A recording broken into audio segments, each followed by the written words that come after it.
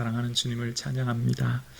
오늘도 3부 예배를 드리시는 우리 사랑하는 성도님들 마음에 주님의 평안과 또 기쁨이 충만하기를 주의 이름으로 축복합니다. 아멘. 독일의 작가 에릭 마리아 레마르크라고 하는 사람이 18살에, 그러니까 지금부터 한 100년쯤 전에 1차 세계대전을 참전합니다. 지원해서 직접 참여하는데요. 그는 전쟁에서 5번 정도의 큰 부상을 입고 생사의 기로에 서지만 그럼에도 목숨을 무사히 건집니다. 그리고 전쟁의 참혹성을 기록하기 위해 서부전선 이상 없다라고 하는 책을 저술합니다. 소설적인 책인데요. 자신의 경험을 바탕으로 이제 이야기를 써내려 가는데, 파울 보이모라고 하는 주인공이 그 책의 주인공이고, 그 파울 보이모를 중심으로 7명의 친구들에 대한 이야기가 써내려져 갑니다. 이들은 학교를 다니는 학생들이었는데 담임 선생님이 나라를 위해 목숨을 바치는 것 아깝지 않다 막 선동하는 거예요. 그래서 그 반에 있었던 많은 학생들 중에 파울 보이모와 7명의 친구들이 자원해요. 한 10주간의 훈련을 받고 전방으로 투입됩니다. 10주간의 훈련, 여러분 총 쏘고 겨우 기초 군사 훈련 받았는데 어떻게 전쟁에서 승리하고 이겨낼 수 있겠습니까? 처음에 전쟁에 참여하는데 이게 전쟁의 상황이 어떤지 전혀 모르는 상황인데 같지 않습니까? 그래서 보통 한 명의 고참에게 신참병사 4명 정도를 붙여줘서 전쟁에 참여하는데, 적들이 총을 쏘고 기관총을 쏘고 포탄을 쏘는데 그 위험 가운데도 전쟁을 치릅니다. 전쟁의 상황 가운데 이제 친구들이 하나씩 죽어가는 것을 목격하는 거예요. 정말 참혹하게 죽어갑니다. 한 친구가 부상을 당해 야전병원에 데려갔더니 야전병원은 이미 꽉 차 있고, 이미 외과 의사는 의사들의 환자의 다리를 7명의 환자의 다리를 자른 상태라 지쳐있는 그런 참혹함을 기록합니다. 정말 끔찍한 모습을 기록하며 한 명씩 전사하기 시작합니다. 밤에는 들쥐들이 들끓고 먹을 것이 없어 배고파 굶고, 가스전을 하는데 이게 가스인지 뭔지도 모르고 방독면도 채 쓰지도 못한 채 죽어가고, 이런 정말 비참한 모습이 기록되었습니다. 그런 가운데 이제 책 마지막쯤 보면 이제 잠시 총격이 멈춰진 조용한 상태가 들어요. 그러던 어느 날 파울 보이모는 저격병에 의해 전사하고 맙니다. 마지막 남아있던 그도 이제 죽게 되는 거죠. 그가 죽은 후에 이런 기록이 남겨집니다. 사령부의 보고서에는 이날 서부전선 이상 없음이라고 적혀 있을 따름이었다. 이것이 이 소설의 마지막 구절이에요. 아무리 그 전쟁에서 죽어갔던 주인공 파울 보이모가 죽지만 그도 그냥 수천 명의 전사 중에 하나로 기록되고 마는 거고, 그 죽음에 누구 하나 눈 깜짝하지 않고 어느 사령부 지도자도 마음아파하지 않은 모습을 기록하고 있습니다. 그러면서 서부전선 이상 없음이라고 보고하는 거죠. 아직까지 전선은 아무 문제 없다라고 이야기하는 겁니다. 그 수많은 사람들이 죽어가고 비비린내 나는 그 전쟁의 한가운데 있는데 그들의 죽음에 어느 하나 마음 아파하지 않은 모습이 기록되어 있죠. 우리가 오늘 살아가는 저와 여러분의 인생이 어쩌면 이런 전쟁과 같은 인생을 살아가지 않나 생각합니다. 누구 하나 내 아픔에 공감해 주지 않고, 누구 하나 내 삶의 문제에 대해서 함께 울어주지 않는 세상. 삶에 많은 문제와 아픔이 있지만 각자 살아가기 바빠 내 먹고 사는데 어려워서 남 돌아볼 사이 여유 없고, 또 누구의 아픔과 눈물을 보다는 내 아픔이 너무 크기 때문에 돌아볼 여유 없는 세상 말입니다. 오늘 본문의 내용이 기록된 한 사람이 바로 바디메오입니다. 여러분, 바디메오가 누구입니까? 거지였습니다. 노숙인 아닙니까? 우리로 말하면 무슨 역 근처에서 구걸해야만 먹고 살 수 있는 노숙인 말입니다. 그런데 노숙인데 그냥 단순한 노숙인이 아닙니다. 그냥 거지애가 아닙니다. 이런 표현이 조금 과격할지 모르겠지만 상거지입니다. 왜요? 시각장애인이었거든요. 눈을 뜰 수 없는 거지였거든요. 거지 중에서도 정말 제일 인생의 나락으로 떨어진 비참한 인생이었습니다. 냄새나고 더럽고 어느 하나 관심 기울여주지 않은 인생, 사람들의 냉대와 멸시를 받는 인생, 길에 앉아 그저 사람들에게 한 푼 주십시오 구록을 해야만 먹고 살 수 있는 인생, 세상의 모든 정치, 종교 지도자들이 존중받고 힘과 영향력 있는 사람이 존중받는 시대에 아무도 귀 기울여주지 않고 돌보지 않는 한 사람의 거지 말입니다. 그런데 오늘 본문에는 그의 아버지의 이름 바디메오의 아들 디메오라고 기록하면서 그를 좀 존중하고 높여주는 듯한 인생을 받게 되어요. 마치 믿음의 사람을 기록할 때 그 집안을 기록하듯이 말입니다. 오늘 본문을 기록하는 내용의 주인공이 누구입니까? 바디메오입니다. 그 바디메오는 시각장애인의, 우리로 말하면 정말 처참한 노숙인의 삶을 살아가는데, 근데 조금 특이한 본문의 내용을 살펴볼 수 있어요. 그게 뭐냐면, 우리 다 같이 성경 말씀 46절 보시겠습니까? 46절 보면 이런 내용이 나와 있죠. 우리 함께 봉독하실까요? 시작. 그들이 여리고에 이르렀더니 예수께서 제자들과 허다한 무리와 함께 여리고에서 나가실 때, 여기까지입니다. 나가실 때.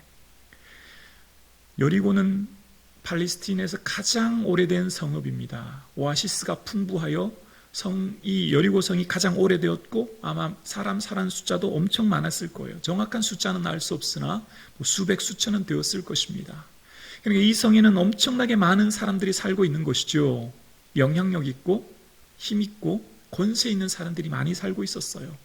자, 그러면 예수님께서 지금 가시는 길은 예루살렘이고 그 거쳐가는 도시, 한 도시가 여리고입니다.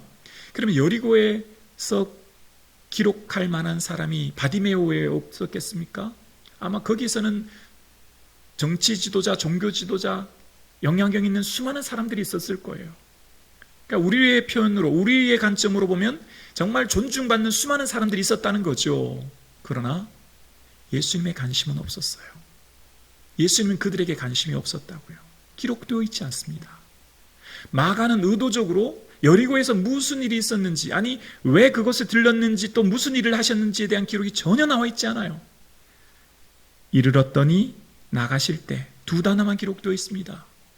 거기서 누구를 만났는지, 누구와 식사하셨는지, 누구와 교제하셨는지에 대한 내용은 없어요.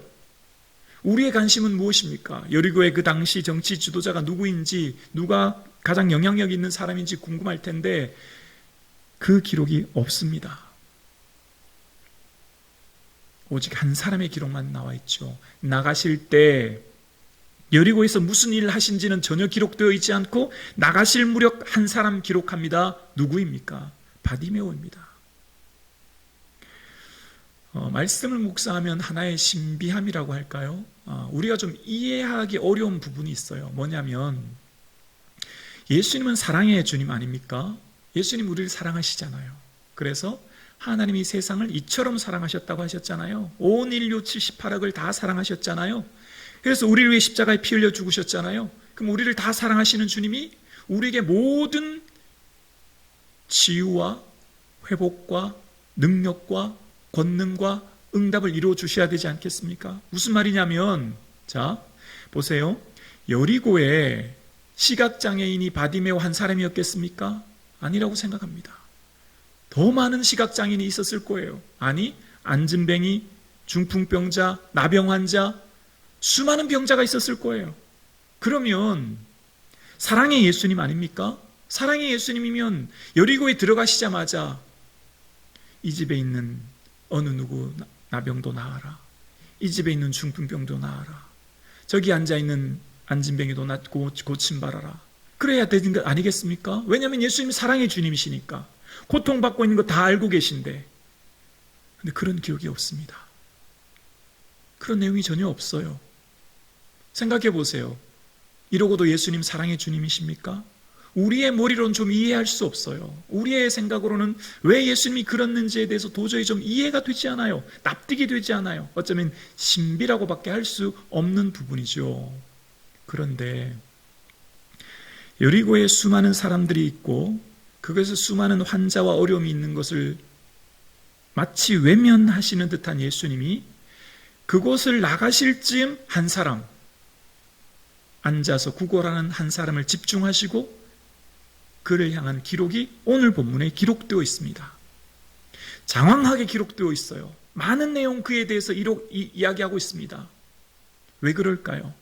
왜 예수님은 여리고에 사는 수많은 사람들에게 마치 외면하신 척, 무관심한 척 그냥 지나오시고, 길 나가시는 길 모퉁이의 한 사람, 거지, 그것도 시각장애인으로 고생하는 그에게 집중하시고 이야기를 기록하고 있을까요?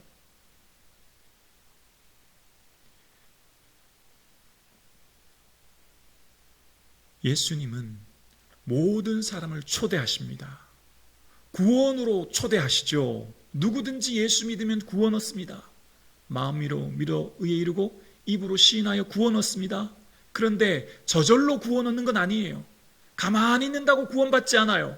78억 모두를 위해 예수께서 십자가에 피 흘려 죽으셨지만 가만히 있는다고 구원받지 않습니다. 주 앞으로 나와야 구원 얻는 것입니다. 주 앞에 고백해야 구원 얻는 것입니다.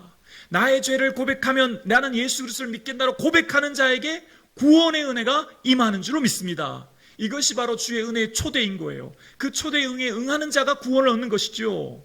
다시 말하면 여리고성에 수많은 환자들이 있었습니다.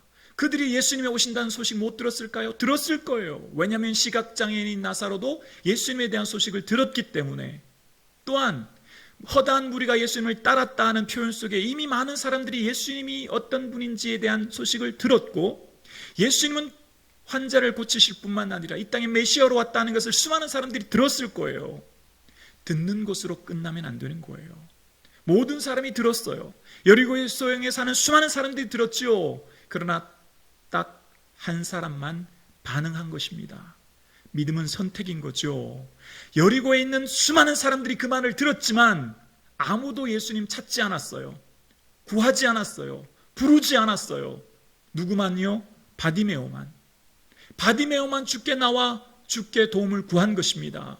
소리쳐 불쌍히 여겨달라고 구한 것이죠. 우리의 삶 가운데 믿음이 무엇입니까? 내 마음속으로 속으로 고민하고 염려하고 근심하고 가지고 있는 것, 그걸로 멈추면 안 돼요. 내 속에 근심하고 고민하고 염려되는 것, 거기까지 멈추면 되는 게 아니라 예수께서 오신 소식을 들었으면 들을 때 곧 이어 반응이 소리쳐 외쳤던 바디메오처럼 우리 마음의 근심과 염려와 걱정이 쌓일 때 반사적으로 나와야 되는 게 무엇입니까? 예수님 도와주세요. 예수님 인도해 주세요. 예수님 저 아시잖아요. 주께 나와 고백해야 되는 것입니다. 주 앞에 나와야 되는 것입니다. 주께 외쳐 소리쳐 간구해야 되는 것입니다. 오늘 예배 드리시는 저와 여러분, 우리의 삶 가운데 어떤 어려움과 문제가 있을 때 주 앞에 나와 예수님 이름 부르고 주의 도움을 구하는 저와 여러분 되실 수 있기를 주의 이름으로 축원합니다. 무조건 다 고치신 게 아니에요. 무조건 다 회복시켜 주신 게 아니라 예수님께서는 그 성에 사는 모든 사람을 향해 소리쳐 고치신 게 아니라 주 앞에 나오는 사람, 주의 이름 부르는 사람, 주의 도움을 구하는 사람에게 은혜 주셨음을 기록하고 있는 것입니다. 히브리서 4장에 보면 우리에게 있는 대제사장은 우리의 연약함을 채울하지 아니하는 자가 아니요 모든 일에 우리와 한결같이 시험을 받은 자로 돼 죄는 없으시다라고 이야기합니다. 우리의 연약함을 채울하지 아니하다라고 하는 이 채울이라고 하는 뜻은 함께 고통을 받다라고 하는 뜻이에요. 예수님은 분명히 우리와 함께 고통을 받고 계세요. 그러니까 예수님은 우리의 아픔과 우리의 고통에 동참하고 계세요. 자, 그러면 예수님께서 우리의 고통에 동참하신데 왜 간구해야만 할까요? 저는 이렇게 신문 기사를 보니까 이런 기사를 봤습니다. 망지기라고 하는 내용인데요. 망지기, 망보다라는 망 있지 않습니까? 망지기 노인이라고 하는 신문 기사를 봤는데, 요즘에 물고기를 잡으면 레이더로, 그러니까 오군 탐지기로 바닷속 물고기를 다 추적해서 고기를 잡지 않습니까? 그러나 과학이 발달하지 않은 이전 시대에는 바닷속을 볼 수 없으니 이제 망지기 노인이라고 하는 사람이, 그러니까 오랜 경험과 연륜이 있는 어르신이 바닷가에서 물고기가 지나가는 때를 본다는 거예요. 바닷속에 지나가는 물고기 때, 주로 숭어 때인데 그럼 물고기가 지나가면 바다 색깔이 세미하게 바뀐다는 것입니다. 그 물고기 색깔이 바뀌는 걸 시거리라고 하는데, 시거리의 변화를 눈치채고 알아본다는 겁니다. 그래서 그분이 깃발을 흔들면 그 물고기가 가는 길목에 놓았던 그물을 당겨서 고기를 잡는 법이라고 하는 기사를 보았습니다. 그러면서 이 망지기 노인은 무슨 일이 있어도 시야를 바다에서 떼지 않는다는 거예요. 바다만 끝까지 쳐다보고 있다는 거예요. 바다에서 시야를 떼지 않는다는 겁니다. 예수님은 우리의 삶에 시야를 떼지 않으십니다. 눈길을 머물고 계시는 거예요. 우리를 안고 일어섬, 먹고 마심, 숨 쉬는 순간, 심지어 한숨까지 보고 계십니다. 우리의 모든 일거수일투족을 바라보고 계세요. 다시 말하면 사랑하고 계신 거죠. 그런데 우리의 시선은 어디에 머물고 있을까요? 우리도 예수님 바라보면 참 좋을 텐데, 우리도 우리의 모든 생각과 시선과 마음이 예수님만 바라보고 의지하면 좋을 텐데, 우리가 그렇지 않을 때가 많음을 고백합니다. 상황과 세상과 사람들을 바라보고 주변을 바라보는 우리의 삶 말입니다. 그래서 예수님께서 원하시는 게 뭘까요? 나와 함께 눈을 맞추고 나와 함께 머물고 나를 함께 바라보고 이야기하고 대면하고 이야기를 원하고 계신 거죠. 예수님은 우리를 짝사랑하고 계신 거거든요. 예수님 더 바라보고 예수님 더 의지하기를 원하시고 계시거든요. 그러니까 예수님을 믿는 모든 성도들을 예수님은 한결같이 사랑하십니다. 짝사랑하시죠. 모든 눈길이 사랑하는 자녀들에게 머물러 계세요. 그러나 함께 예수님을 바라보고 눈동자를 맞추고 고백하고 예수님 도와주세요 고백하고 주와 머물러 있고 주께 고백하는 자에게 은혜를 베풀어 주십니다. 누가 마음의 평안의 은혜를 얻습니까? 주의 이름 부르는 자, 주 앞에 나오는 자, 주께 고백하는 자, 주의 도움을 요청하는 자가 주의 평안의 은혜를 누리게 될 줄로 믿습니다. 주께 나와 고백하는 자, 그에게 주께서 주시는 기쁨을 누리게 되는 거예요. 그래서 우리의 삶 가운데 주께서 주시는 믿음의 때는 기회가 있습니다. 천국은 언제까지입니까? 육신의 몸을 입을 때 기회가 있는 거죠.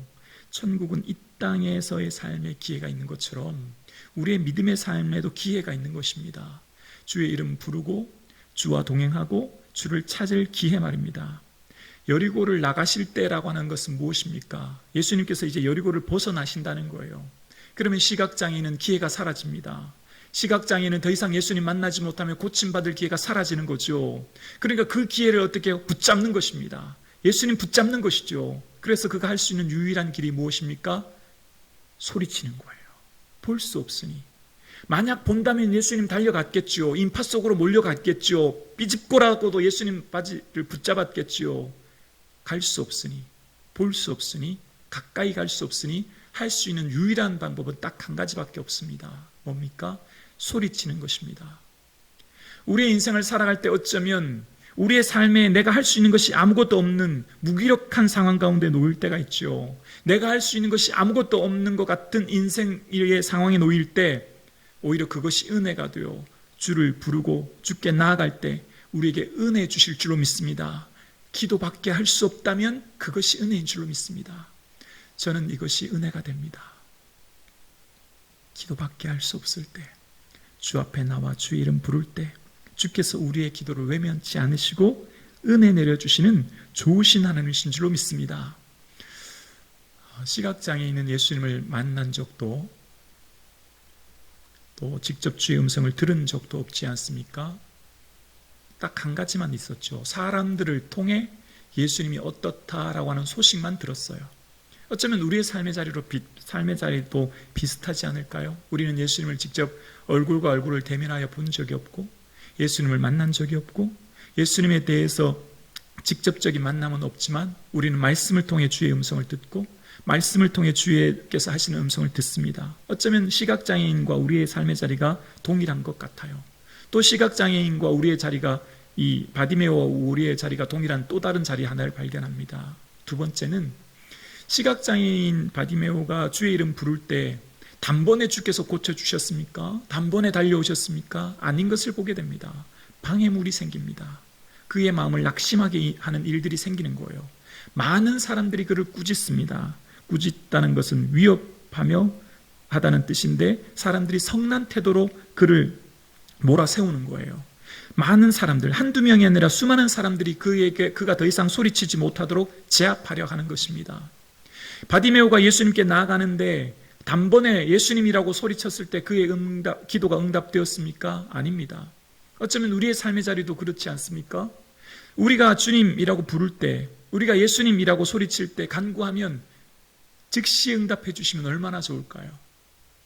내가 예수님께 간구할 때 우리의 삶의 문제가 즉시 해결해 주시면 얼마나 기쁠까요? 근데 우리 또한 바디메오처럼 동일한 것을 경험합니다. 간구하고 부르짖지만 응답이 더딘 것 앞에 우리의 마음이 낙심되죠. 마치 바디메오가 사람들이 그를 꾸짖고 너 같은 사람이 어떻게 예수의 이름을 부르냐, 너는 불결한 사람이다 외칠 때 그 마음이 낙심되고 삶이 무겁지만 근데 중요한 게 있습니다. 그건 포기하지 않았죠. 왜 포기하지 않았을까요? 저는 바디메오의 믿음을 보면서 바디메오가 더욱 크게 소리 질렀다고 이야기합니다. 뿐만 아니라 예수님께서 부르실 때 그는 겉옷을 내어 던지고 예수님 향해 나갔다고 이야기합니다. 겉옷은 겨울에 입는 이불과 같은 것이고 여름에 까는 깔개도 될 것이고 그의 삶의 전재산 아닙니까? 그는 그의 삶의 전재산을 내어 던지고 주님 앞에 큰 소리로 부르짖을 수 있었던 힘이 무엇이었습니까? 예수님께 나아가면 반드시 고침 받는다 라고 하는 믿음입니다. 오늘 예배 드리시는 저와 여러분, 저 자신에게 또한 고백합니다. 낙심하지 마시고 포기하지 마시고 실망하지 마시고 더욱더 주의 이름 부르며 주께 나아가는 저와 여러분 되실 수 있기를 주님의 이름으로 축복합니다. 왜 겉옷을 내버렸을까요? 나는 더 이상 구걸하는 인생으로 살지 않을 것이다. 예수님 나를 고쳐주실 것이니 나는 이제 눈을 뜨게 될 것이다. 그 믿음 있지 않았을까요? 그래서 더욱 크게 부르짖지 않았을까요? 저는 이 바디메오의 말씀을 묵상하면서 주님 제게도 이런 은혜 주옵소서. 저와 우리의 교회를 향한 기도 제목을 아릴 때 더 많이 기도하게 하시고 더 간절히 간구하게 하옵소서라고 하는 마음에 소원이 생겼습니다. 그렇습니다. 오늘 기도해서 안 되면 내일은 오늘보다 더 많이 기도할 것이고 내일 또 그만큼 기도해서 안 되면 더 많이 기도해요. 하나님의 은혜를 우리는 기도할 때 하나님의 은혜를 우리는 반드시 누리게 될 줄로 믿습니다. 왜냐하면 예수님 우리를 사랑하기 때문입니다. 예수님 우리와 함께 하시기 때문입니다. 뿐만 아니라 무엇을 구하느냐가 그의 인생의 가치를 나타내지 않습니까? 또 예수님이 어떤 분인가에 대한 예수님에 대한 정체성을 이야기하는 것 아닙니까? 지금 바디메오는 아마 거지로 살았으니 몇 끼를 굶었을 수도 있어요. 아니 며칠을 굶었을 수도 있지요. 그러면 예수님께 나아갈 때 그가 지금 뭘 구했을까요? 끼니 구하거나 먹을 것 구했습니까? 아니죠. 그는 근본적인 문제를 가지고 예수님께 나갔습니까? 삶의 근본적인 문제를 향해 예수님께 나갔습니다. 왜요? 예수님이 누군지를 정확하게 알고 있었기 때문입니다. 유대인들의 메시아가는 이 땅에 메시아가 오면 시각장애인의 눈을 뜨게 할 것이다 라고 하는 메시아 사상이 있었어요. 우리 같으면 죽은 자 살려야 되는 그런 생각하는데 그거는 오히려 유대인의 사상은 좀 달라요. 왜냐하면 엘리사도 수낸 여인을 살렸지 않습니까? 그런데 구약에는 시각장애인의 눈을 뜨는 사건은 기록되어 있지 않습니다. 오직 신약에만 기록되어 있지요. 즉 메시아가 오시면 시각장애인의 눈을 밝힐 것이라고 하는 것을 이사야서를 통해 여러 번 말씀하였고, 그래서 이 오늘 메시아, 오늘 바디메오는 그렇구나, 내가 지금 앞을 못 보니, 내가 앞을 못 보는 이 장애를, 이 문제를 다윗의 자손 예수 그리스도는 고쳐주실 것이다 라고 하는 믿음이 있었고, 그 믿음 안에 주께 나아가는 것입니다.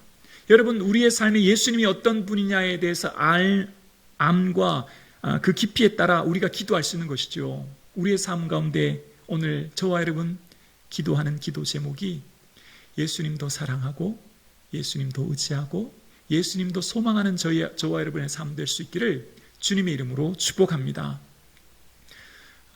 마지막으로 이렇게 말씀을 마치겠습니다. 오늘 시각장애인 바디메오가 예수님께 불쌍히 여겨 주십시오 라고 했을 때 그의 눈이 곧 보게 되었다라고 이야기합니다. 이제 그의 눈이 뜨게 되었죠. 그가 주님 앞에 나갔을 때 응답을 경험하게 되었습니다. 자, 그런데 다른 한 무리, 그러니까 오늘 본문 앞단락에 보면 오늘 본문 앞단락부터 예수님이 말씀하시는 내용은 제자도에 대한 내용이거든요. 제자는 이러한 삶을 살아야 된다라고 한 내용이에요. 그런데 그런 제자도를 얘기할 때 제자들이 뭐라고 얘기하냐면 주님, 우리도 우리가 구하는 것을 들어주십시오. 그렇게 간구해요. 그러니까 예수님이 내가 너에게 무엇하여 주기를 원하느냐라고 물어요. 자, 보세요. 시각장애인에게도 내가 너희에게 무엇하여 주기를 원하느냐라고 물었고 제자들에게도 물었습니다. 시각장애인의 눈을 뜨는 것을 몰랐기 때문에 물었겠습니까? 아니라고 생각합니다. 제자들에게 들으라고 주변에 알리려고 하신 것 아니겠습니까? 시각장애인의 눈은 즉시 고쳐주셨습니다. 그런데 제자들의 기도는 너희가 구하는 것을 알지 못한다라고 외면하신 모습이 등장하게 되죠. 오늘 예배드리시는 저와 여러분, 우리의 삶에 구하는 기도의 내용이 무엇입니까? 내가 무엇을 구하고 무엇을 추구하고 무엇을 향해 나아가고 계십니까? 내 기도 제목 깊은 곳에 정말 예수님의 기쁨이 되는 기도, 예수님의 기쁨이 되는 소원, 예수님의 기쁨이 되는 비전을 품고 나아가시는 저와 여러분 되실 수 있기를 주님의 이름으로 축복합니다. 내 삶의 모든 기도의 근본 제목이 오직 예수님 기쁨이 되어지는 기도 제목 되어 주의 마음 기쁘시게 드리는 저와 여러분 되기를 주의 이름으로 축원합니다. 기도 드리시겠습니다.